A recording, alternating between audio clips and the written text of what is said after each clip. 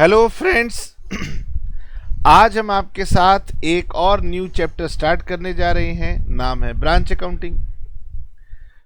इससे पहले हम 4-5 चैप्टर्स आपके साथ कंप्लीट कर चुके हैं, पर मुझे लगता नहीं कि आप लोग पढ़ रहे हैं, क्योंकि मुझसे कोई क्वेरी नहीं पूछ रहा, कोई डाउट नहीं पूछ रहा। एनपीओ जैसा चैप्टर हमने पढ़ाया और उसके डाउट नहीं आ रहे, तो इसका मतलब है या तो मैं इतना अच्छा पढ़ाता हूं कि आपको सब कुछ समझ में आ रहा है, या फिर आप पढ़ नहीं रहे। तो इसमें आपके ना पढ़ने की पॉसिबिलिटी थोड़ी ज़्यादा है। अच्छा, और मुझे ऐसा क्यों लग रहा है? क्योंकि ना कोई रिकमेंडेशन आ रही है, ना तो कोई बच्चा मुझे कहता है कि सर मेरी फ्रेंड ने आपसे पढ़ाई की, उसने आपका रिकमेंडेशन दिया। बस बच्चा कहता है कि सर यूट्यूब पे आपका वीडियो देखा था, मुझे क्लासेस चाहिए। तो रिकमेंडेशन क्यों नहीं आ रही? पढ़ना शुरू कीजिए बेटे, एग्जाम में बर्डन बढ़ जाएगा वरना। खैर, आते हैं, बात करेंगे। ये हमारे कोर्स का एक और बहुत बेहतरीन चैप्टर है, accounting for inland branches. Exam में डेफिनेटली यहां से क्वेश्चन आता है। कॉमर्स के एग्जाम में ब्रांच अकाउंटिंग का क्वेश्चन ना आए, सर ऐसा तो होता ही नहीं है। और बच्चा पूछता है सर इसकी चॉइस में क्या आएगा? तो ब्रांच की चॉइस में ब्रांच ही आएगा। इसलिए सोचना मत कि सर ना पढ़े तो चलेगा, पढ़ना पड़ेगा भाई। सर ये कौन सी बुक है जो हम पढ़ रहे हैं? तो ये मैं आपको पढ़ा रहा हूं from the book Bhushan Kumar Goyal.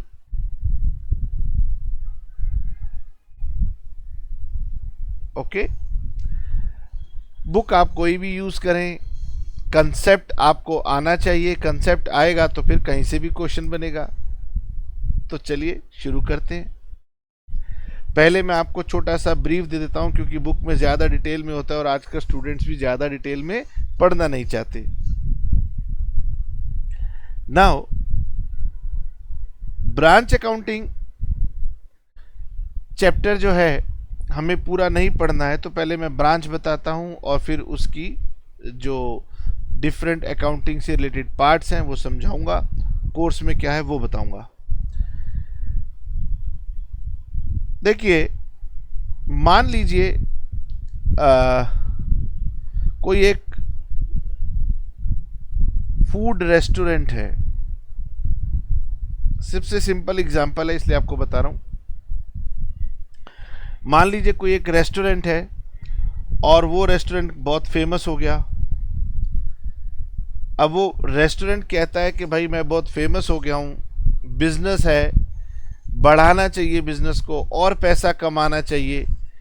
तो उसने क्या किया? उसने कहा कि ऐसा करते हैं, एक दूसरी लोकेशन पर भी अपना रेस्टोरेंट खोल लेते हैं। एक और किसी लोकेशन पर अपना रेस्टोरेंट खोल लेते हैं। यानी कि जो आपका बिजनेस है, आप उसकी एक्सपेंशन कर रहे हैं। कैसे एक्सपेंशन कर रहे हैं? किसी डिफरेंट प्लेस पे जाकर के उस बिजनेस को कर रहे हैं। तो मैंने यहां पर आपके लिए सिंपल वर्ड्स में लिखा है कि ब्रांच का मतलब क्या है? Branch is a geographical expansion, यानी किसी दूसरे स्थान पर आपने बिजनेस का एक्सपेंशन किया। Branch is a geographical expansion of business. मतलब बिजनेस आपका सेम होगा, लेकिन लोकेशन डिफरेंट हो जाएगी। और इसे आप अंडरस्टैंड कर पाए, इसके लिए मैंने एक छोटा सा डायग्राम आपके लिए बना के रखा हुआ है। जो आपका मेन बिजनेस यूनिट होता है उसे हम बोलते हैं हेड ऑफिस। और इस हेड ऑफिस को ना हमारे यहाँ लॉ में बोला जाता है प्रिंसिपल प्लेस ऑफ बिजनेस। कि आपका मेन प्लेस ऑफ बिजनेस कहाँ है, उसे हम नॉर्मल लैंग्वेज में हेड ऑफिस बोलते हैं। और अगर हम टेक्निकल लैंग्वेज की बात करें, जैसे आगे चल के आप जीएसटी भी पढ़ोगे, तो हम उसे प्रिंसिपल प्लेस ऑफ बिजनेस बोलते हैं। अब यही बिजनेस का आप एक्सपेंशन करना चाहते हो, तो आपने किसी दूसरी लोकेशन पे जाके इस बिजनेस को स्टार्ट किया। तो ये जो दूसरी लोकेशंस हैं, इन्हें हम बोलते हैं ब्रांचेस। तो मैंने यहाँ पर 4 ब्रांचेस बना के दिखाई, ब्रांच 1, ब्रांच 2, ब्रांच 3 और ब्रांच 4। तो किसी की एक ब्रांच हो सकती है, किसी की 2 हो सकती हैं, किसी की 200 भी हो सकती हैं। इन ब्रांचेस को हम बोलते हैं additional places of business. Technical terms में, लॉ की टर्म्स में इसे बोलते हैं additional places of business. Normal बोलचाल की भाषा में इसे बोलते हैं हेड ऑफिस और इसे बोलते हैं ब्रांच।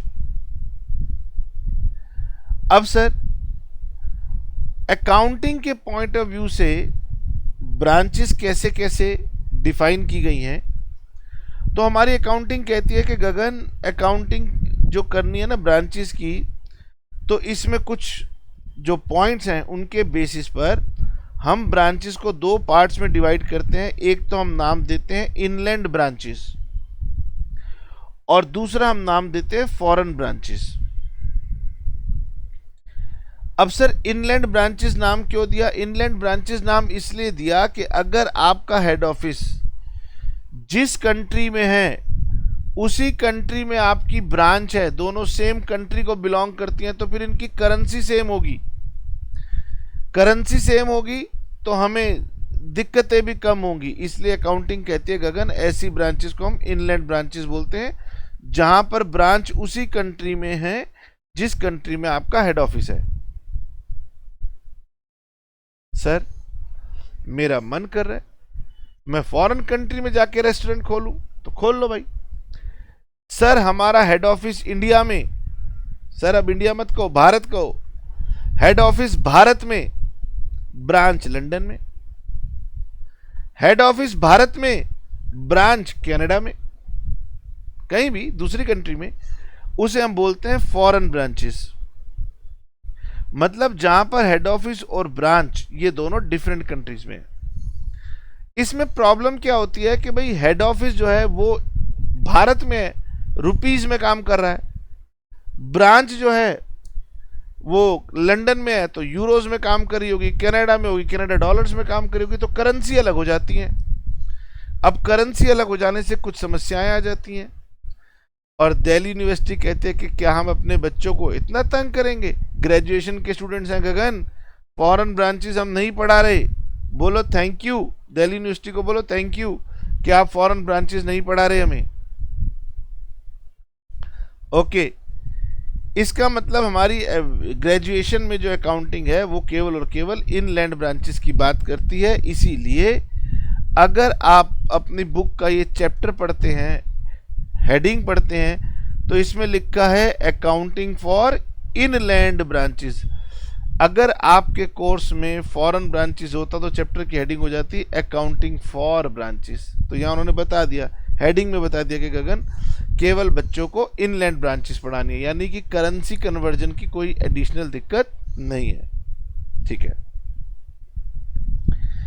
अब सर, इनलैंड ब्रांचेस भी दो तरीके की ब्रांचेस होती हैं। अगर आम बोलचाल की भाषा में बोलूं तो एक छोटी ब्रांच होती है और एक बड़ी ब्रांच होती है। अकाउंटिंग कैरियर गगन, छोटी ब्रांच बड़ी ब्रांच कैसी बात कर रहा है? बोलना डिपेंडेंट ब्रांच और इंडिपेंडेंट ब्रांच।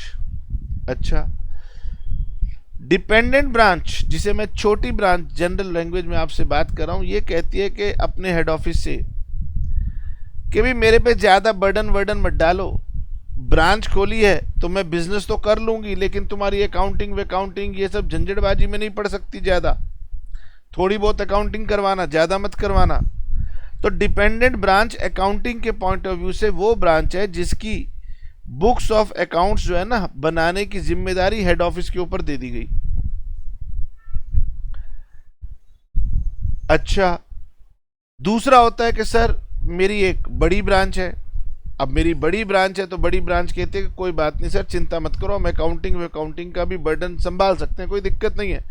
उसे हम बोलते हैं इंडिपेंडेंट ब्रांच, यानी वो अपने आप में सफिशिएंट है, सारे काम खुद से कर सकती है, कोई दिक्कत की बात नहीं है।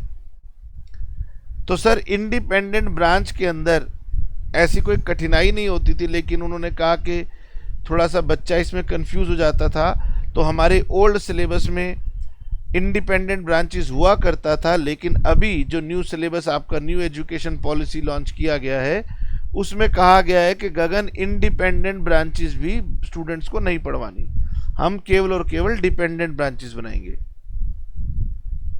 मैं एग्जांपल देता हूं, जैसे मान लीजिए आप अपने यहाँ पर कहीं हल्दीराम या बीकानेर में जाते हैं, तो आप वो सब ब्रांचेस हैं, वहाँ पर क्या होता है, आप छोटा सा एक काउंटर होता है, वहाँ पर मनी देते हैं, वो बिलिंग करते हैं और आप सामान लेते हैं, खाते पीते और आ जाते हैं।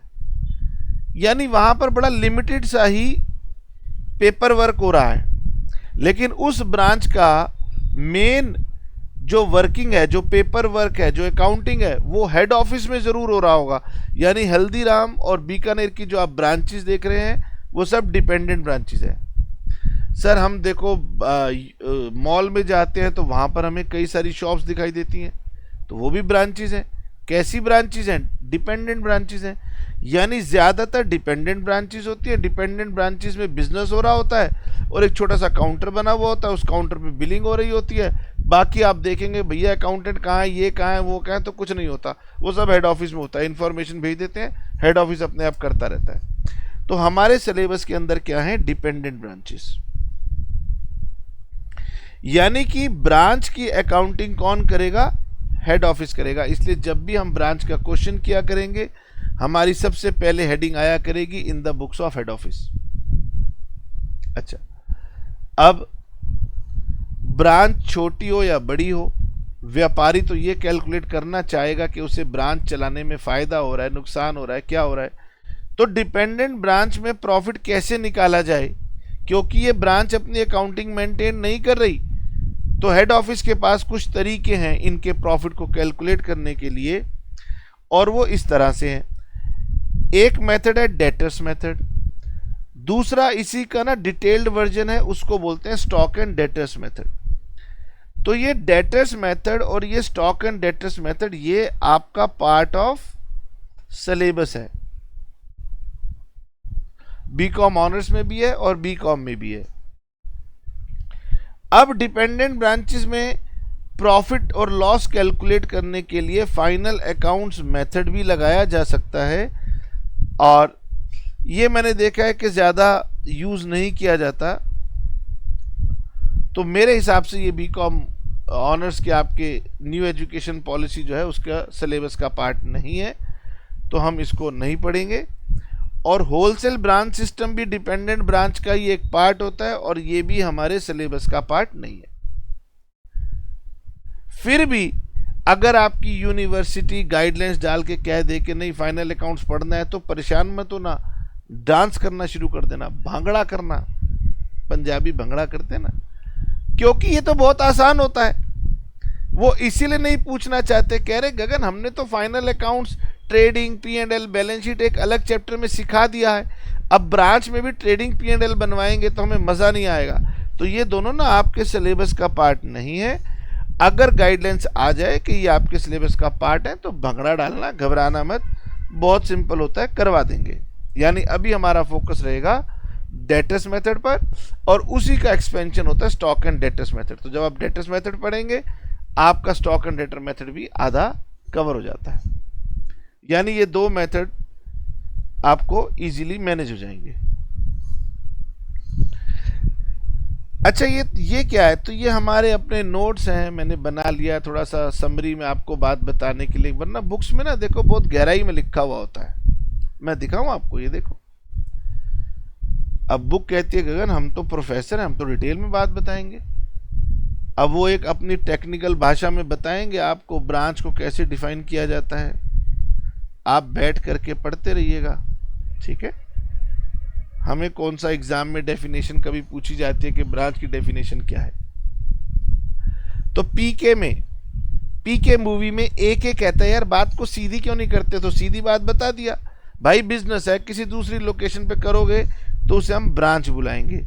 ये ब्रांच जो है इनलैंड भी होती है, फॉरेन भी होती है। फॉरेन हमारे सिलेबस का पार्ट नहीं है। इनलैंड ब्रांच जो उसी कंट्री में है जहाँ हेड ऑफिस है, वहाँ डिपेंडेंट और इंडिपेंडेंट दो होती हैं। इंडिपेंडेंट ब्रांच वो जो अपनी अकाउंटिंग खुद मैनेज कर लेती हैं, वो हमारे सिलेबस का पार्ट नहीं है। हमारे सिलेबस का पार्ट है डिपेंडेंट ब्रांच। ओके,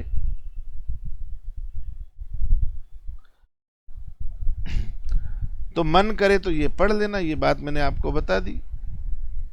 ओके, फिर डिपेंडेंट ब्रांच का मीनिंग क्या है, अगर आपका मन करे तो आप इस पैराग्राफ को भी पढ़ लेना, मैंने आपको बता दिया। सिंपल सी बात है, छोटी सी ब्रांच है, सब कुछ हेड ऑफिस से पूछ के करती है, सब कुछ हेड ऑफिस को बता के करती है। लेकिन अकाउंटिंग कैरियर मुझे पूछने बताने से मतलब नहीं है।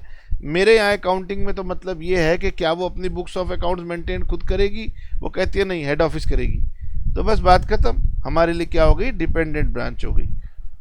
ओके, अब डिपेंडेंट ब्रांच के केस में हेड ऑफिस जो है प्रॉफिट और लॉस तो निकालना चाहेगा। वो प्रॉफिट और लॉस निकालने के लिए उसके पास debtors method, stock and debtors method, final accounts method और होलसेल ब्रांच सिस्टम, 4 मेथड होते हैं। और मैंने बताया कि ये दोनों हमारे कोर्स का पार्ट नहीं है। अब बुक कहती है कि अगर हम तो बच्चों को पढ़ाएंगे क्या डिफरेंस होता है डिपेंडेंट ब्रांच में और इंडिपेंडेंट ब्रांच में, तो just have a reading of it, एक बार रीड कर लेना, सिंपल है। सबसे पहला अंतर है बुक्स ऑफ अकाउंट्स का। डिपेंडेंट ब्रांच की बुक्स हेड ऑफिस बनाता है और इंडिपेंडेंट ब्रांच की बुक्स वो खुद बनाते हैं। सेल ऑफ गुड्स, अरे भाई सेल तो दोनों ब्रांच करेंगी, सेल में क्या डिफरेंस है। खर्चे, बेटे डिपेंडेंट ब्रांच होती है उसके खर्चे एक्सपेंसेस हेड ऑफिस करता है, छोटी ब्रांच है हेड ऑफिस खर्चा करता है। और इंडिपेंडेंट ब्रांच होती है तो वो अपने खर्चे कुछ खुद करता है। अब जैसे आप स्टूडेंट हैं, आप पेरेंट्स पे डिपेंडेंट हैं, तो आपका खर्चा पेरेंट्स कर रहे हैं। जब आप इंडिपेंडेंट हो जाएंगे, खुद से अर्न करेंगे, तो आप अपना खर्चा भी खुद करेंगे, तो आप इंडिपेंडेंट हो जाएंगे। ओके,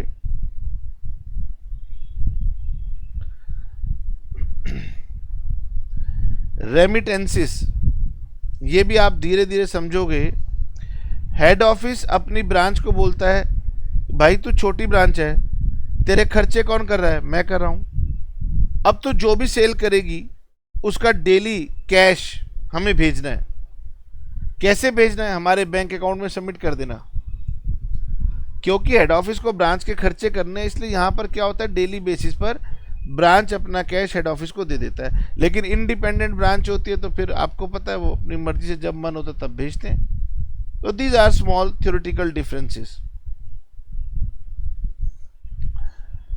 खैर मुद्दे के ऊपर आते हैं। मुद्दा यह है कि सर हम डिपेंडेंट ब्रांच के केस में डेटर्स मेथड के ऊपर पहले आते हैं। पढ़िए, मैंने लिखा है कि डेटर्स मेथड में हेड ऑफिस प्रिपेयर करेगा एक separate branch account just like a debtor for each of its branches. यानी कि मैं ये कहता हूं, मान लीजिए मेरी एक ब्रांच अमृतसर में है, मेरी एक ब्रांच यूपी के आगरा शहर में है, मेरी एक ब्रांच मान लीजिए राजस्थान में उदयपुर में है, और हमारी एक ब्रांच मान लीजिए मध्य प्रदेश में इंदौर में है। ठीक है, तो 4 अलग अलग प्लेसेस पर हमारी ब्रांच है। तो आप इसे, मैंने स्टेट वाइज लिया, आप इसे एरिया वाइज जैसे भी लीजिए। तो डिपेंडेंट ब्रांच ये कहती है कि गगन हर एक ब्रांच के लिए एक सेपरेट ब्रांच अकाउंट बनाना है, और उसे बोलेंगे Amritsar branch account, Agra branch account, Udaipur branch account, Indore branch account. तो सर क्या हमें एग्जाम में ये पूछा जाएगा कि मेरी 4 ब्रांच है, चारों ब्रांच के ब्रांच अकाउंट बनाओ? अरे नहीं भाई, लेंदी हो जाएगा क्वेश्चन। ज्यादातर केसेस में आपको एग्जामिनर कहेगा कि अगर मेरी ये लखनऊ में ब्रांच है और ये मेरी लखनऊ के ब्रांच की डिटेल्स है, जरा मुझे लखनऊ का ब्रांच अकाउंट बना के दिखा दो। ओके, अच्छा सर, अगर कभी क्वेश्चन ये कह दे कि मेरी लखनऊ ब्रांच भी है और मेरी अमृतसर ब्रांच भी है, दोनों की डिटेल दे रहा हूं, दोनों बना दो, तो आपको डर लग सकता है कि सर हम तो एक बनाते थे, डबल आ गई। कोई दिक्कत थोड़ी है, थोड़ी मेहनत बढ़ गई, सेम ही होता है। तो 95% केसेस में आपको सिर्फ एक ब्रांच का डेटा दिया होगा और कहा जाएगा उसका हमें ब्रांच अकाउंट बना के दिखाइए। ठीक है, तो मैंने आपसे क्या कहा, मैंने कहा जो ब्रांच अकाउंट हम लोग बनाते हैं डेटर्स मेथड के अंदर जिसकी मैं बात कर रहा हूं, उसमें हम हर एक ब्रांच का एक सेपरेट अकाउंट बनाते हैं। ऑल्दो क्वेश्चन हमें किसी एक ब्रांच का ही पूछेगा। ब्रांच अकाउंट कौन बनाता है ये जरूर याद रखना, हेड ऑफिस बनाता है। और हेड ऑफिस ब्रांच को क्या कहता है कि ब्रांच तू मेरी डेटर है, मैंने तुझ में मनी इन्वेस्ट किया है, तू मेरी डेटर है, तो branch account is just like a debtor. अब ब्रांच अकाउंट कितना बनेगा, तो हर एक ब्रांच के लिए एक ब्रांच अकाउंट बनेगा।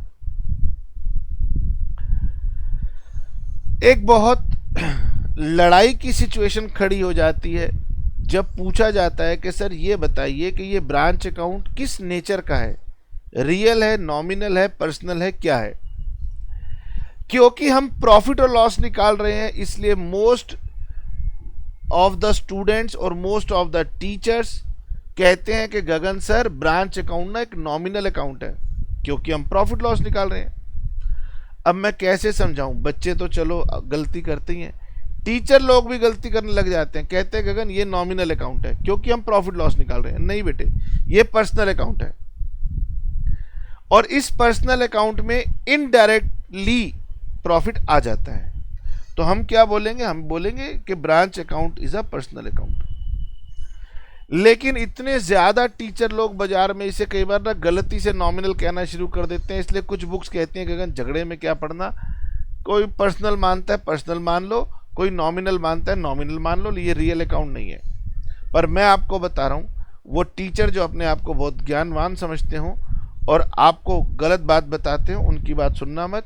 ये क्या है, पर्सनल अकाउंट है। तो जब मैं ब्रांच अकाउंट बनाऊंगा तो मैं पर्सनल अकाउंट के रूल्स लगा के पूरा ब्रांच अकाउंट बनाऊंगा, debit the receiver credit the giver, और आपको बताऊंगा कि इस रूल से इंसिडेंटली हमें प्रॉफिट मिलता है। तो मेरी तरफ से तो ब्रांच अकाउंट क्या है, पर्सनल अकाउंट है। ओके, तो branch account is a personal account in nature, ये हमारा मानना है। हालांकि बुक्स कई बार दबी आवाज में इसे नॉमिनल कह रही हैं, पता नहीं क्यों कह रही हैं। Although we are using it to calculate branch profit और लॉस, तो वो कहती है भाई प्रॉफिट लॉस निकालो। अरे भाई इंसिडेंटली निकल जाता है। अगर आपके कोर्स में अकाउंटिंग फॉर इनकम्प्लीट रिकॉर्ड्स होता तो मैं समझाता कि इनकम्प्लीट रिकॉर्ड्स में भी कैपिटल अकाउंट को बना करके हम प्रॉफिट निकाल सकते हैं। तो कैपिटल अकाउंट क्या नॉमिनल हो जाएगा, वो पर्सनल ही रहता है। ओके, ज़्यादा गहराई में नहीं जाते क्योंकि हमने तो ब्रांच अकाउंट सीखना है। ब्रांच अकाउंट में B prepared at cost price और एट इनवॉइस प्राइस। इस चैप्टर में दो बड़ी बातें हैं कि ब्रांच अकाउंट हम कॉस्ट प्राइस पे भी बना सकते हैं, इनवॉइस प्राइस पे भी बना सकते हैं। ये क्या होता है ये मैं डिस्कस करूंगा। ज़्यादातर एग्जाम में आपको इनवॉइस प्राइस ही मिलेगा, लेकिन once in a blue moon question cost पे भी आ जाता है। तो मैं कॉस्ट से स्टार्ट करूंगा और इनवॉइस पर जाऊंगा। कॉस्ट और इनवॉइस में होता कुछ नहीं है, बस एक एक्स्ट्रा पॉइंट आ जाता है और कुछ नहीं है। तो ये दोनों 95% सिमिलर होते हैं। तो branch account may be prepared at cost price और at invoice price depending how head office is sending goods to its branches. तो अप्रोप्रिएट स्टेज पे बताऊंगा कि हेड ऑफिस क्या पॉलिसी अडॉप्ट कर रहा है, जो पॉलिसी अडॉप्ट कर रहा है उसी बेसिस पर ब्रांच अकाउंट बनता है। और वो कॉस्ट प्राइस और इनवॉइस प्राइस हो सकती हैं। कॉस्ट प्राइस आप सभी जानते हैं, इनवॉइस जो नहीं जानते थोड़ा पेशेंस रखें, 1 से 2 क्लासेस में मैं कॉस्ट से इनवॉइस पर आऊंगा। इसका मतलब डेटर्स मेथड कहता है गगन बच्चों को ब्रांच अकाउंट बनाना सिखाना है। मैंने कहा सर कोई दिक्कत नहीं है, आसान होता है। फिर मैंने लिखा कि जब गुड्स इनवॉइस प्राइस पे जाएंगे तो कोई ऐसी बहुत बड़ी दिन रात की कोई फर्क नहीं पड़ता, एक लोड निकाल के उसको एडजस्ट करना होता है और कुछ नहीं। Generally to make branch account, अब हम जब ब्रांच अकाउंट बनाएंगे ना तो एग्जामिनर हमसे थोड़ी बहुत क्या करता है, नटखट शरारतें करता है। वो कहता है गगन ब्रांच अकाउंट बनवा जरा बच्चों को, और जब हम ब्रांच अकाउंट का फॉर्मेट याद करते हैं, आइटम्स को प्लेस करते हैं, तो पता लगता है यार कोई ना कोई इंफॉर्मेशन उसने छुपा ली। तो भाई कोई इंफॉर्मेशन छुपा ली तो वो कहता है गगन अब उस इंफॉर्मेशन को ढूंढना भी सिखाओ। तो हमें क्या करना पड़ता है, ब्रांच अकाउंट बनाने के लिए हमें कुछ वर्किंग नोट्स बनाने पड़ते हैं, और उन वर्किंग नोट में बेसिकली हम लोग कुछ अकाउंट्स बनाते हैं, और इन अकाउंट्स को हमने एक नाम दे रखा है मेमोरेंडम अकाउंट्स। तो आपको कुछ मेमोरेंडम अकाउंट्स बनाने हैं वर्किंग नोट्स में, जिससे कि आप मिसिंग इंफॉर्मेशन को फाइंड आउट कर पाएं। कई बार क्वेश्चन पढ़ने के बाद पता नहीं लगता कि सर इसमें मिसिंग क्या है, इसलिए हम एक प्रैक्टिस बना लेंगे कि ब्रांच अकाउंट के साथ साथ हम ये 2-3 एडिशनल अकाउंट्स हमेशा बनाया करेंगे। एक तो हम बनाया करेंगे ब्रांच स्टॉक अकाउंट, एक हम बनाया करेंगे ब्रांच डेटर्स अकाउंट, और एक हम बनाया करेंगे ब्रांच का एसेट्स या कैश और बैंक अकाउंट। ठीक है, तो मैं आपको बता दूं, बेसिक से बेसिक क्वेश्चन में ये तो मिनिमम बनाना ही पड़ता है, ये हमें कभी कभी बनाना पड़ सकता है। ओके, और ये डिपेंड करता है सिचुएशन के ऊपर। अगर क्वेश्चन में कोई एसेट की सेल परचेज दी हो तो फिर ब्रांच का एसेट अकाउंट बना लेना, नहीं दिया हो तो छोड़ देना। यानी हमें एक सीखना है मेन, ब्रांच अकाउंट कैसे बनता है। डेटर्स मेथड कहता है गगन, मेन आंसर में आपको एक ब्रांच अकाउंट बनाना है, अभी सिखाता हूं। और ये वर्किंग नोट के अकाउंट हैं, कभी बनेंगे और कभी नहीं बनेंगे, लेकिन मैं लर्निंग में एक प्रैक्टिस बना दूंगा कि भाई स्टॉक और डेटर तो आप बनाइए। ओके, ठीक है सर। नाउ अब बात करते हैं कि सर ब्रांच अकाउंट बनता कैसे है। अब हम आपको ये समझाते हैं कि आखिरकार ब्रांच अकाउंट कैसे बनाना है। बहुत सिंपल होता है। कई टीचर्स तो मेरे से क्लेम करते हैं कि गगन मैंने ना बच्चों को बहुत बढ़िया ब्रांच अकाउंटिंग सिखा दी। मुझे कई बार हंसी आती है, भाई इसमें है क्या, इतना सिंपल होता है। देखिए ऐसे बनाते हैं, ठीक है, ये हेड ऑफिस है और ये हमारी ब्रांच है।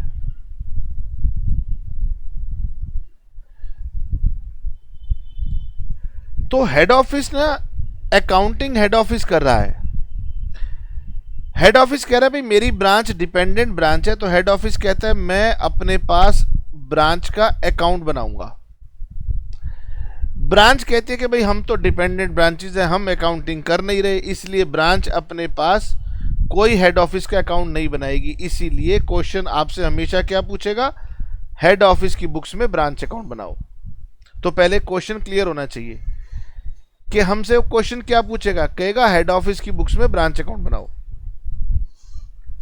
हेड ऑफिस ब्रांच से कहता है कि भाई देख मैंने तुझ में पैसा लगाया हुआ है, तो तू ना मेरा डेटर है, और डेटर का ना जनरली डेबिट बैलेंस होता है। तो जब हम ब्रांच अकाउंट बनाएंगे तो ओपनिंग बैलेंस डेबिट आएगा और क्लोजिंग बैलेंस जो होता है वो ऑपोजिट साइड पर आता है। ठीक है, नाउ मैंने आपको बताया कि क्योंकि ब्रांच मेरा डेटर है तो वो मेरा हो जाएगा personal account in nature. Head office branch को कह रहा है कि तू मेरा पर्सनल अकाउंट है। और पर्सनल अकाउंट के रूल जरा मुझे बता दो, क्लास 11th में आपने पढ़ लिए थे। पर्सनल अकाउंट कहता है गगन debit the receiver credit the giver, यानी अगर ब्रांच हेड ऑफिस से कुछ रिसीव कर रही है तो डेबिट में लिख देना, और अगर ब्रांच हेड ऑफिस को कुछ सेंड कर रही है तो क्रेडिट कर देना। Debit the receiver credit the giver, जिन लोगों ने 11th क्लास में साइंस ले रखी थी, आर्ट्स ले रखी थी, वो नोट कर लेंगे, बाकी तो बच्चों को पता है। सर पर्सनल अकाउंट कहता है debit the receiver credit the giver. इसका मतलब मैं जब भी क्वेश्चन बनाऊंगा तो ऐसे लिखूंगा इन the books of head office branch account, और जब जब ब्रांच रिसीवर होगा मैं डेबिट साइड लिखता जाऊंगा, और जब जब ब्रांच गिवर होगा मैं क्रेडिट साइड लिखता जाऊंगा। That's it. अब मैं बताता हूं कब कब ब्रांच रिसीवर है और कब कब ब्रांच गिवर है।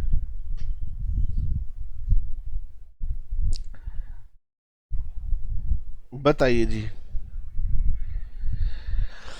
मुझे बताइए, बिजनेस स्टार्ट किया गया, हेड ऑफिस ने एक ब्रांच खोली है, तो हेड ऑफिस को ब्रांच को क्या क्या देना पड़ेगा बताओ। सर एक तो हेड ऑफिस ब्रांच को देगा गुड्स, ठीक है। दूसरा, ब्रांच कहेगी कि भाई मैं तो छोटी मोटी ब्रांच हूं, मेरे खर्चे कैसे होंगे, तो हेड ऑफिस कहेगा भाई मैं तुझे पैसे देता हूं ना, क्या दिक्कत है। तो हेड ऑफिस इनको कुछ ना कुछ कैश या कुछ ना कुछ बैंक देगा, या कहेगा तो चिंता मत कर, तेरे खर्चे मैं देता रहूंगा, तो एक्सपेंसेस की पेमेंट करता रहेगा। ये हेड ऑफिस देगा। हेड ऑफिस ने गुड्स भेजे, हेड ऑफिस ने मनी भेजा, या हेड ऑफिस ने खर्चे की डायरेक्ट पेमेंट कर दी, यही करेगा। अब वो ब्रांच से क्या उम्मीद करेगा? अब वो ब्रांच से कहेगा कि देख ब्रांच, तू मुझे क्या देगी? ध्यान से सुनना। ब्रांच कहती है कि गगन सर मैंने सेल की। अब मेरी बात ध्यान से सुनना। ब्रांच ने सेल की। सेल हो सकता है क्रेडिट पर थी, हो सकता है सर कैश पर हो, कोई बात नहीं, लेकिन हो सकता है क्रेडिट पर हो। तो ब्रांच ने क्रेडिट सेल की, मान लो 5 लाख रुपीस की। ओके। हेड ऑफिस ब्रांच से कहता है कि भाई तुमने ये सेल कर दी, अब जाओ इनसे कुछ मनी कलेक्ट करके लाओ। तो इन्होंने इनसे मनी कलेक्ट किया। जब मनी कलेक्ट किया तो मान लेते हैं मनी कलेक्ट हुआ 4,50,000 रुपए, 50,000 रुपए रह गया बैलेंस।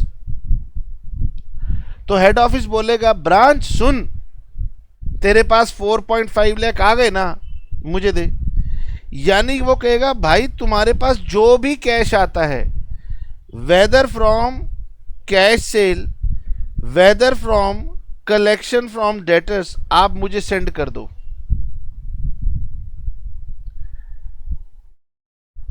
और ब्रांच कहेगी सर हमारे से ना ये वाला सामान सेल नहीं हो रहा, कोई ले नहीं रहा। तो हेड ऑफिस चल भेज दे, मुझे भेज दे। वो गुड्स रिटर्न भी करेगी। तो दो चीजें मेन हेड ऑफिस अपनी ब्रांच को देता है, गुड्स और मनी, और वही वो दो चीजें ब्रांच से लेता भी है, गुड्स और मनी। ओके। अब देखिए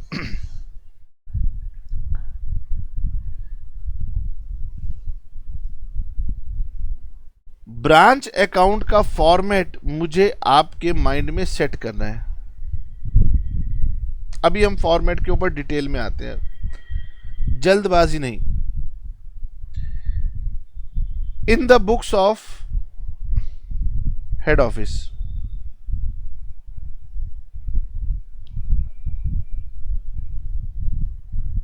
हमें बनाना होता है ब्रांच अकाउंट, और यहां पर हम ब्रांच की जो प्लेस होती है वो लिखते हैं, लुधियाना ब्रांच, चंडीगढ़ ब्रांच, जो भी लिखना होगा वो लिखेंगे। ठीक है। ब्रांच अकाउंट बनेगा, कैसे बनेगा?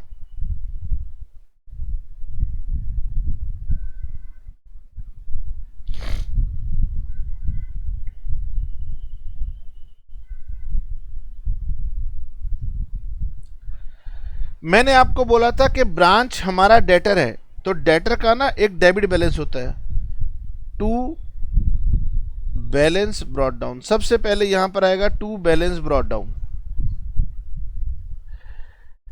हेड ऑफिस ब्रांच से कह रहा है देख ब्रांच, मैंने तुझ में पैसा इन्वेस्ट किया हुआ है, मैंने तुझसे पैसा लेना है, तो वो पैसा किस अकाउंट पे लेना है? ब्रांच के कुछ डेटर्स होंगे, ब्रांच के पास कुछ स्टॉक होगा, तो जो हेड ऑफिस ने ब्रांच में मनी इन्वेस्ट कर रखा है वो in the form of branch stock हो सकता है, in the form of branch debtors हो सकता है, in the form of branch assets हो सकता है, छोटा मोटा फर्नीचर हो, एसी हो। सर यहां पर कोई कैश, बैंक, ये भी हो सकता है। यहां पर आएगा by balance carried down. Okay. Balance carried down में वही चीजें दोबारा आ जाएंगी, भाई एंड में कितना स्टॉक इन्वेस्ट हो रखा है ब्रांच में, कितने ब्रांच के डेटर्स हैं, कितना ब्रांच के पास कैश या बैंक है, कितने ब्रांच के पास एसेट्स हैं। ठीक है, ये क्रिएट होगा। और जब गुड्स सेंड करेगा हेड ऑफिस ब्रांच को, तो यहां लिखेंगे गुड्स सेंड टू ब्रांच, और यहां लिखेंगे टू कैश सेंट। तो जो भी आपने खर्चों के लिए कैश सेंड किया होगा वो आप यहां पर डेबिट करोगे। ब्रांच से आपको दो चीजें मिलेंगी, एक तो आपको मिलेगा कैश, इसे हम बोलते हैं रेमिटेंस। हमने ब्रांच से कहा कि भाई तुमने कैश कलेक्ट करके हमें भेज देना है, तो ये वाला कैश कहाँ से आएगा? ये वाला कैश आएगा जब ब्रांच कैश सेल करेगी, वहाँ से आएगा। अगर ब्रांच कोई कलेक्शन करेगी अपने डेटर से तो वहाँ से आएगा। ठीक है, कोई और भी तरीके होंगे जिससे ब्रांच को कैश मिलेगा। क्वेश्चन लिखेगा, आप कहोगे सर इसको कैसे ट्रीट करना है? मैं कहूँगा भाई हेड ऑफिस की इंस्ट्रक्शन साफ होती हैं, ब्रांच जो भी कैश आए मुझे भेज देना। यानी और भी अगर कोई कैश आपको लगता है ब्रांच के पास आया तो समझ लो वो हेड ऑफिस को भेजना है। मैं फॉर्मेट में दिखाऊंगा, उसको हम क्रेडिट कर देंगे।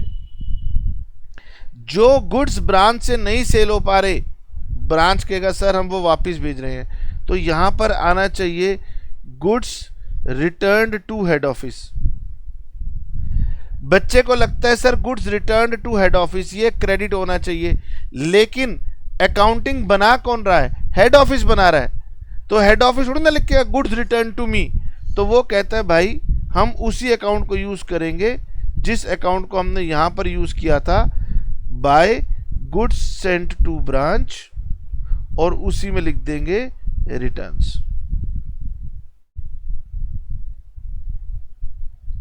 ओके, अब यहां पर देखिए हेड ऑफिस ब्रांच को जो भी वैल्यू देगा और ब्रांच जो भी वैल्यू यहां से रिटर्न करेगी, ऑब्वियसली वो बढ़ा के रिटर्न करेगी।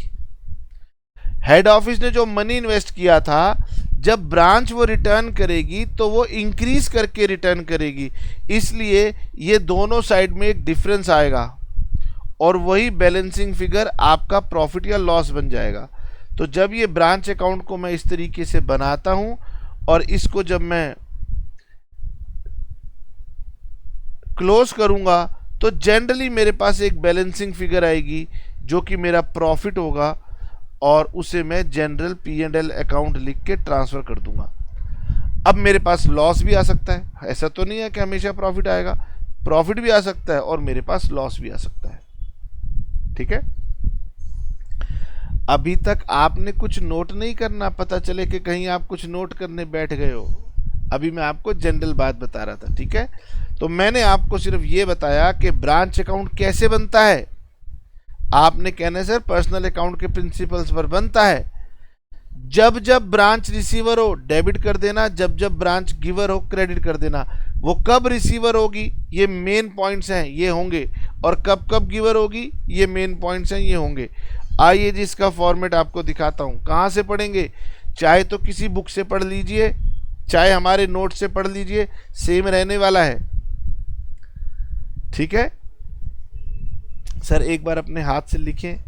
वो मुझे पता है आप लिखने वाले नहीं हो, वरना मैं वहीं पर प्रॉपरली आपके साथ फॉर्मेट बना देता। मुझे पता है आप नोट करने वाले नहीं हो। चलिए तो एक बार फॉर्मेट को मेरे साथ साथ थॉरली देखिए।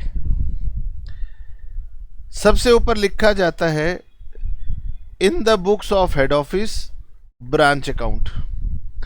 ब्रांच अकाउंट से पहले हम प्लेस लगाते हैं, कौन से प्लेस पे ब्रांच अकाउंट है, और उसके नीचे लिखते हैं फॉर द पीरियड। नेक्स्ट,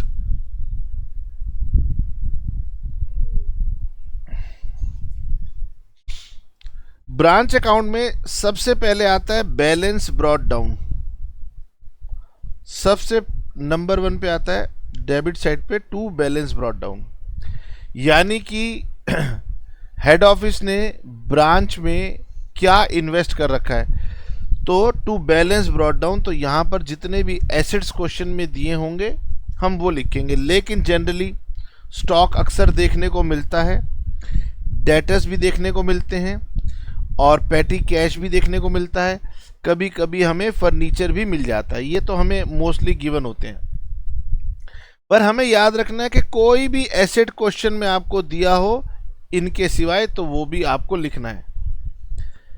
तो सबसे पहले बैलेंस ब्रॉट डाउन मतलब एसेट्स का ओपनिंग बैलेंस डेबिट में लिखना है। आप सभी को पता है कि अगर एसेट्स का ओपनिंग बैलेंस यहाँ आया है तो क्लोजिंग बैलेंस क्रेडिट साइड पे लास्ट में आएगा। और जो मेरे पास ओपनिंग बैलेंस थे वो मेरे पास क्लोजिंग बैलेंसेस भी होने चाहिए। तो कई बार क्वेश्चन क्या करता है, कोई आइटम मिस कर देता है, तो आप समझ जाना कि हमें उसकी इंफॉर्मेशन फाइंड आउट करनी है। स्टॉक होना चाहिए, डेटर्स होना चाहिए, फर्नीचर होना चाहिए और पेटी कैश होना चाहिए। जब हम यहाँ पर फर्नीचर लिखेंगे तो हम यहाँ पे लिखेंगे आफ्टर डेप्रिसिएशन, यानी क्लोजिंग एसेट्स जब आप लिखेंगे तो उनमें अगर कोई एडजस्टमेंट हो तो वो करके लिखिएगा। अभी आने वाली एडजस्टमेंट्स मैं बताऊंगा कौन कौन सी होती है, लेकिन एसेट्स के ऊपर एक कॉमन एडजस्टमेंट होती है कि सर हमने एसेट सेल कर दिया, तो सेल करने के बाद बैलेंस लिखिए। क्वेश्चन कह रहा है डेप्रिसिएशन लगाना है, तो डेप्रिसिएशन लगाने के बाद लिखिए। ओके, इसको आप ऐसे समझिए कि ईयर की स्टार्टिंग में हेड ऑफिस ने ब्रांच को मान लीजिए फर्नीचर दे रखा था 10,000 का, तो ईयर के एंड में ब्रांच वापस कर रही है फर्नीचर डेप्रिसिएशन खत्म होने के बाद 9,000, तो इसका डिफरेंस ऑटोमेटिकली प्रॉफिट या लॉस बनेगा। नाउ उसके बाद हेड ऑफिस गुड्स सेंड करेगा ब्रांच को, जनरली ये क्वेश्चन में दिया हुआ होता है, और वो कुछ कैश सेंड करेगा। वो लिखेगा कि मैंने कैश सेंड किया सैलरीज के लिए, रेंट के लिए, रखने के लिए, जो मर्जी कैश उसने सेंड किया वो आपने डेबिट करना है। अगर वो किसी और काम के लिए लिख रहा होगा तो वो भी हम डेबिट करेंगे।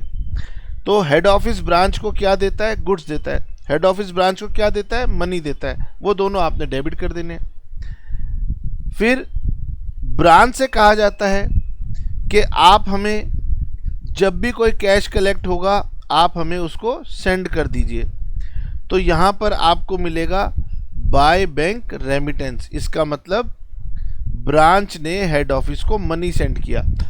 जनरली ये मनी कैश सेल्स और कलेक्शन फ्रॉम डेटर्स, ये दो चीज़ें तो अक्सर होंगी, पर धीरे धीरे आपको बताऊंगा कि एग्जामिनर कुछ और पॉइंट्स भी ऐड करता है, तो बाकी आइटम हम धीरे धीरे लेकर के आएंगे। जो गुड्स ब्रांच से नहीं सेल हो पा रहे होंगे वो गुड्स ब्रांच रिटर्न कर देगी। ठीक है, ये जो मैंने अभी यहां पर रेड कलर में लिखा है ये वो इनवॉइस प्राइस के चलते एडजस्टमेंट हैं जो कि फ्यूचर में आएंगी। ओके, और फिर आपका जो बैलेंसिंग फिगर हो जाएगा वो हमारा बन जाएगा प्रॉफिट और लॉस। जाते जाते एक बात और, सर क्या ब्रांच के पास हमेशा सिर्फ एसेट्स ही होते हैं? नहीं बेटे, लाइबिलिटीज भी हो सकती हैं। और आपको पता है कि लाइबिलिटीज जो होती हैं वो हम एसेट्स के ऑपोजिट साइड में शो कर देते हैं। तो ओपनिंग लाइबिलिटी हो तो वहाँ शो कर देना, और अगर क्लोजिंग लाइबिलिटी हो तो वो यहाँ पर शो हो जाएंगी। लाइबिलिटीज का बैलेंस क्रेडिट होता है। ठीक है, ओके, चलिए जी। सर क्वेश्चन बना के दिखाइए। मेरे साथ साथ अभी हम बेसिक सा एक क्वेश्चन पकड़ते हैं, बुक के पास चलते हैं और कहते हैं कि बताइए डेटर्स मेथड का आपके पास कौन सा क्वेश्चन है। बुक कह रही है गगन बच्चों को ये कुछ बातें हैं, ये बातें बच्चों को रीड करवाओ। अरे मैंने कहा भाई पढ़ाते पढ़ाते समझा देंगे, और फिर बच्चों को भी तो कुछ पढ़ने के लिए देना होता है ना। ये धीरे धीरे सब बातें आप पढ़ लेंगे और समझ जाएंगे। बुक कह रही है गगन नेचर ऑफ ब्रांच अकाउंट क्या है डेटर सिस्टम में। तो मैंने कहा भैया कंफ्यूजन बहुत है, लेकिन हम तो इसे पर्सनल अकाउंट मान करके चलते हैं, बाकी कोई कुछ भी कहता रहे। ठीक है, तो हम इसे पर्सनल अकाउंट मान के चलते हैं, हालांकि कुछ लोग इसे नॉमिनल कहते हैं, ये कहते हैं। अच्छा जी, उसके बाद ये मेथड्स हैं, छोड़ो ना सर, आगे चलो। जर्नल एंट्रीज, अरे बिल्कुल पढ़ने की भी जरूरत नहीं है, छोड़ो परे। सर देख लो कहीं एग्जाम में जर्नल एंट्रीज आ जाएं। अरे भाई छोड़ दो जर्नल एंट्रीज को।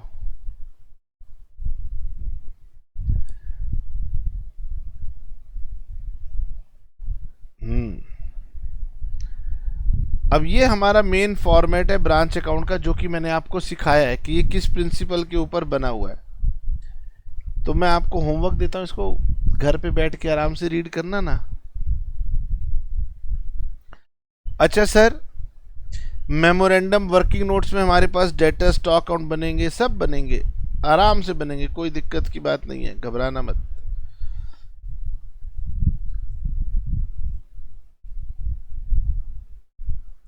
और जानते हो मैं क्वेश्चन ढूंढ रहा हूं और ये मुझे क्वेश्चन दिखाई दे रहा है, थोड़ा सा ब्लर हो रखा है।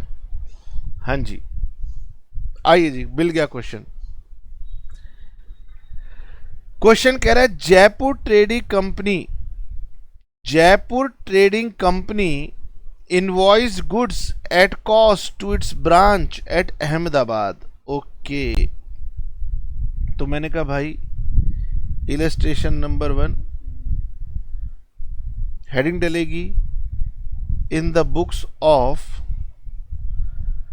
Jaipur trading company, in the books of Jaipur trading company Ahmedabad branch account,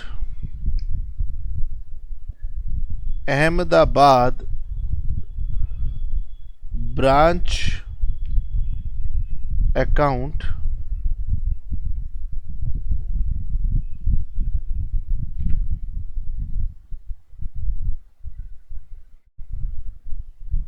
okay. अब देखिए आपको ना हेल्प करने के लिए कुछ बातें लिखी होंगी, पर ये सारी बातें तो क्या होती है, बट ऑब्वियस होती हैं। देखिए क्या लिखा है head office paid all branch expenses from the bank except petty expenses which are met by the branch. हर क्वेश्चन में लगभग ये लिखा हुआ मिलेगा कि ब्रांच के सभी खर्चे हेड ऑफिस करता है except petty small expenses which were met by the branch. यानी ब्रांच सिर्फ पेटी एक्सपेंसेस करता है, बाकी सारे एक्सपेंसेस हेड ऑफिस करता है। इसका मतलब जो भी खर्चा ब्रांच का दिखेगा उसका कैश हेड ऑफिस से आया है। ओके, फिर लिखा हुआ मिलेगा all cash collected by the branch was banked on the same day to the credit और हेड ऑफिस। ब्रांच को कहा जाता है कि भैया कैश अपने पास मत रखना, खर्चे हमने करने, हमें दे देना, सामान तुम्हें हमने भेजना है, पैसे हमें देना। तो यानी ये कॉमन सी बात होती है कि ब्रांच जो है वो सभी कैश डेली बेसिस पे हेड ऑफिस के बैंक अकाउंट में जाके डिपॉजिट करता है। इसीलिए तो हम क्रेडिट साइड पे दिखाते हैं रेमिटेंस, कि भाई ब्रांच ने रेमिट किया था हेड ऑफिस को, वो गिवर थी। ठीक है, ये बात भी आपको अक्सर देखने को मिलेगी। तो ये हर एक ये लाइनें बताती हैं कि हम डिपेंडेंट ब्रांच का क्वेश्चन कर रहे हैं। Following is the summary of transactions of the branch during the year ended this. तो अहमदाबाद ब्रांच अकाउंट, यहाँ पे इसके नीचे लिखना चाहिए था for the year ended, date डाल देना। ठीक है, आइए जी शुरू करें। बहुत सिंपल है। सबसे पहले क्या करूंगा मुझे बताइए। सबसे पहले मैं लिखूंगा to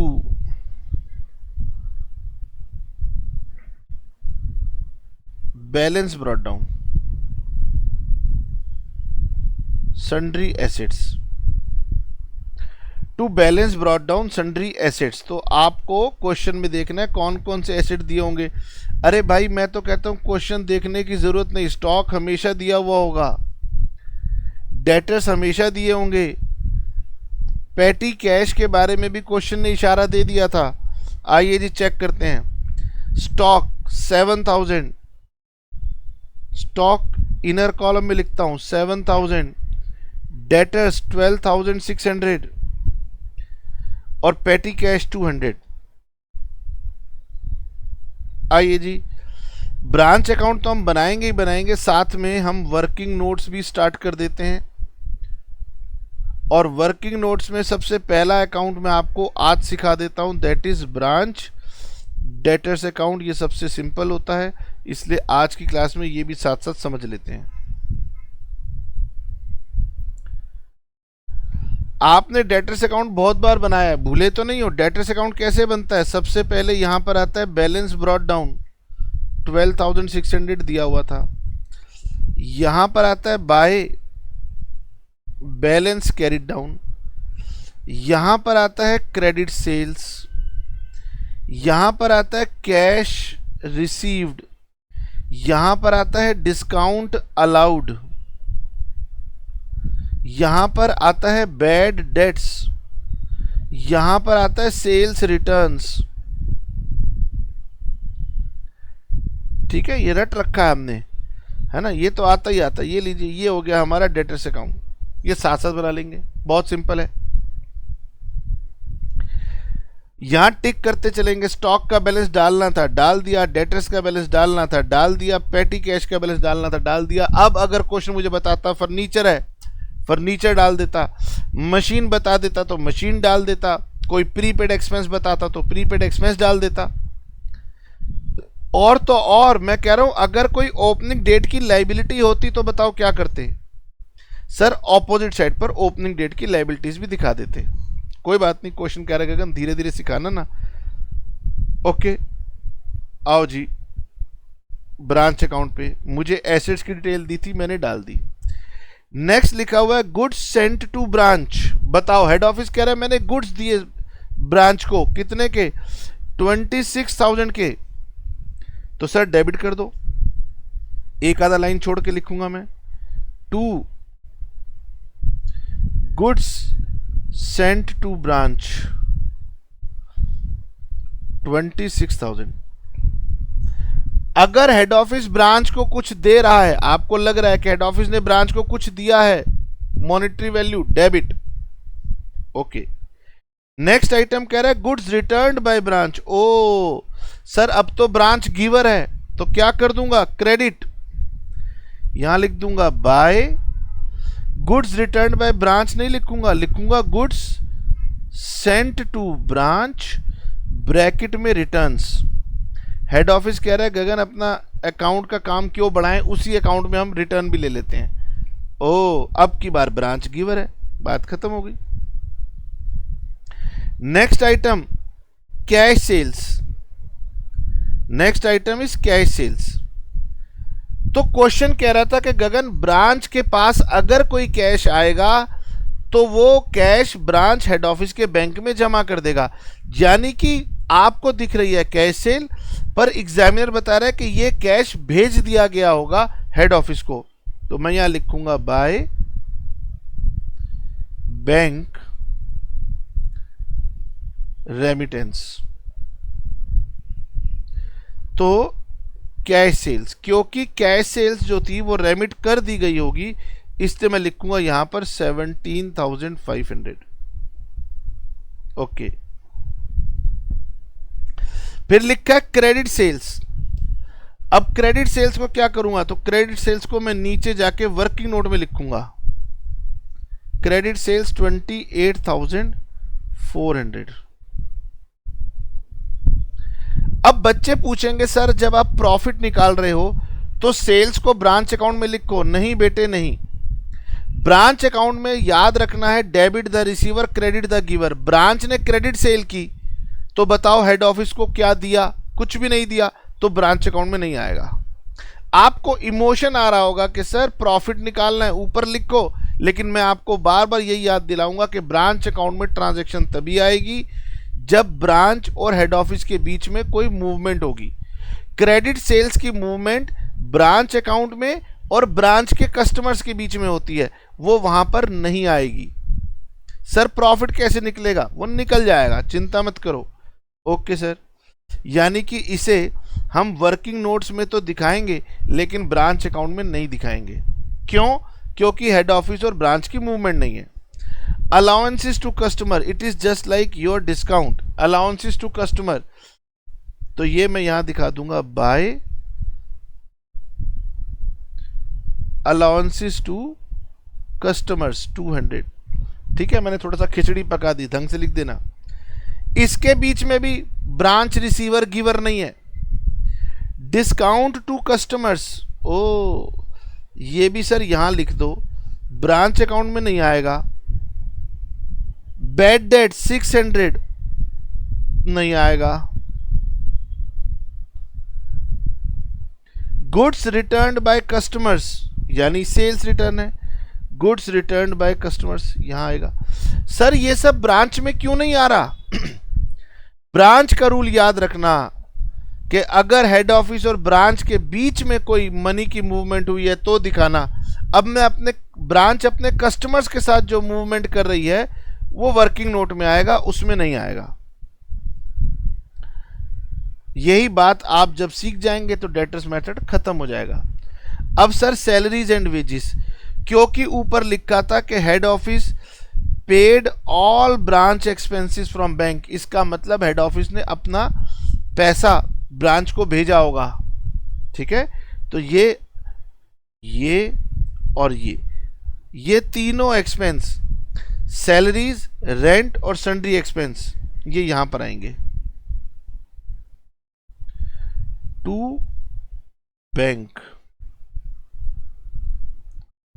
cash sent by head office, head office ने कैश भेजा है सैलरीज के लिए, रेंट के लिए और सन्ड्री एक्सपेंस के लिए।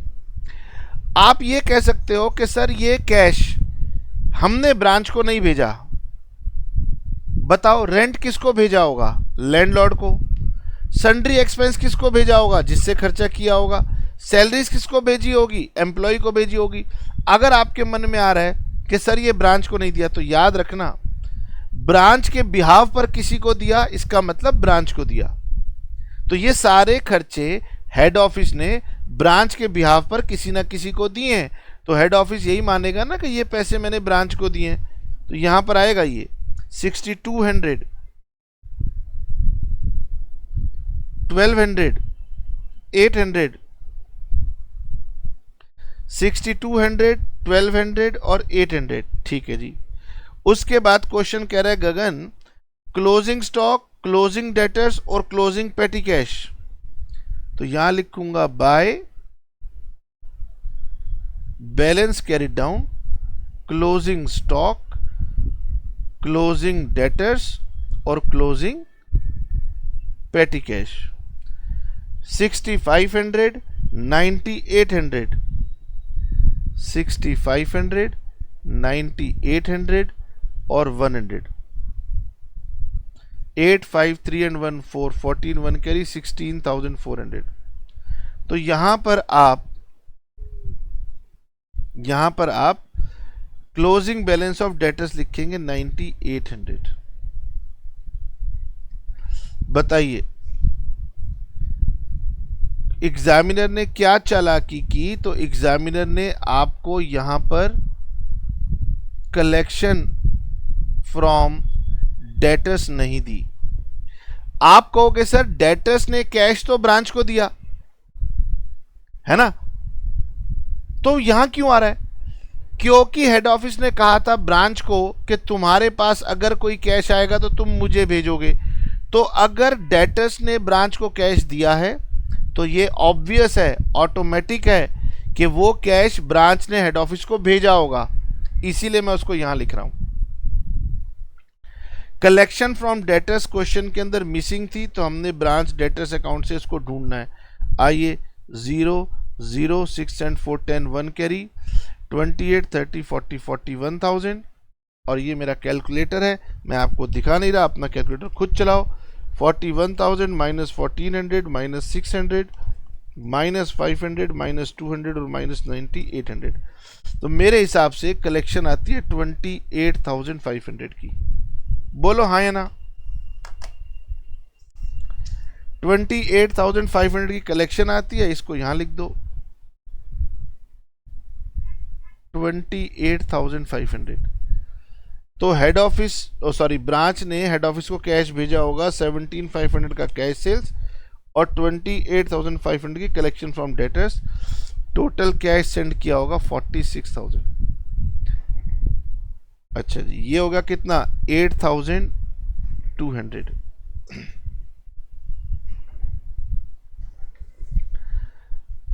दो मिनट यहां पर देखिए। स्टार्टिंग में ब्रांच के पास कैश था 200 रुपीज का और एंड में ब्रांच के पास कैश बच गया 100 रुपीज का। इसका मतलब ब्रांच ने 100 रुपीज खर्च कर दिए, क्योंकि 200 रुपए थे, अब 100 रुपए, 100 रुपीज खर्च हो गए। सर उसे ब्रांच अकाउंट में लिखना चाहता हूं, नहीं लिखेंगे, अपने प्रिंसिपल पर स्टिक टू रहेंगे।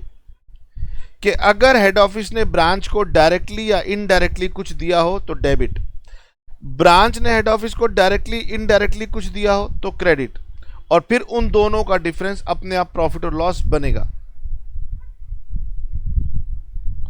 चलिए सर, अब हमने इसका टोटल निकालना है और इसका डिफरेंस देखना है। वो डिफरेंस हमारा क्या बन जाएगा, प्रॉफिट या लॉस। यहां पर टोटल करें 12 और 7 19,000 और 800। ओके, अब आप देख लीजिए आपको कौन सी साइड बिगर लग रही है, डेबिट या क्रेडिट। मुझे तो क्रेडिट साइड बिगर लग रही है, तो क्रेडिट साइड टोटल करो 1000 प्लस 46,000 प्लस 16,400 63,400 माइनस 19,800 26,000 और 8,200 9,400। तो यहां लिखेंगे 2, रेड कलर से लिख रहा हूं, to general profit and loss account net profit balancing figure 9,400। ठीक है जी, एक सिंपल सा फॉर्मेट बताया, एक सिंपल सा तरीका बताया कि हेड ऑफिस ने ब्रांच को जो दिया वो डेबिट कर दिया, ब्रांच ने उसे कुछ ना कुछ एक्स्ट्रा ऐड करके रिटर्न किया, इसलिए डेबिट और क्रेडिट का डिफरेंस निकल के आएगा जो कि प्रॉफिट बनेगा। अगर ब्रांच कम करके रिटर्न कर रही होगी तो वो क्रेडिट हो जाएगा। अब बीच में कुछ चीज़ें ऐसी होंगी जो आपके मन में आएंगी कि सर प्रॉफिट और लॉस के लिए यहाँ पर ब्रांच अकाउंट में दिखाओ, पर वो दिखाने की ज़रूरत नहीं है। जैसे बैड डेट्स दिखाने की ज़रूरत नहीं है, डिस्काउंट दिखाने की ज़रूरत नहीं है, सेल्स रिटर्न कुछ दिखाने की ज़रूरत नहीं है, डेप्रिसिएशन दिखाने की ज़रूरत नहीं है। ब्रांच ने जो खर्चा अपने आप खुद से किया उसको भी कई बार हमें दिखाने की ज़रूरत नहीं है, कई बार हमें दिखाना भी पड़ सकता है। पर आप यहाँ पर नॉमिनल अकाउंट नहीं बना रहे, पर्सनल अकाउंट बना रहे हैं। Debit the receiver, credit the giver. जो एक्स्ट्रा इन्फॉर्मेशन आपको नज़र आ रही होंगी वो अगर आपके वर्किंग नोट्स में जानी है तो डालिएगा। ठीक है, आज जितना सीखा उसको रिकॉल कीजिएगा। नेक्स्ट क्लास में मैं आपको प्रैक्टिस कराऊंगा और फिर धीरे धीरे आपको ये फॉर्मेट वगैरह सब कुछ याद हो जाएगा। मिलते हैं नेक्स्ट क्लास में। Tata bye bye, see you.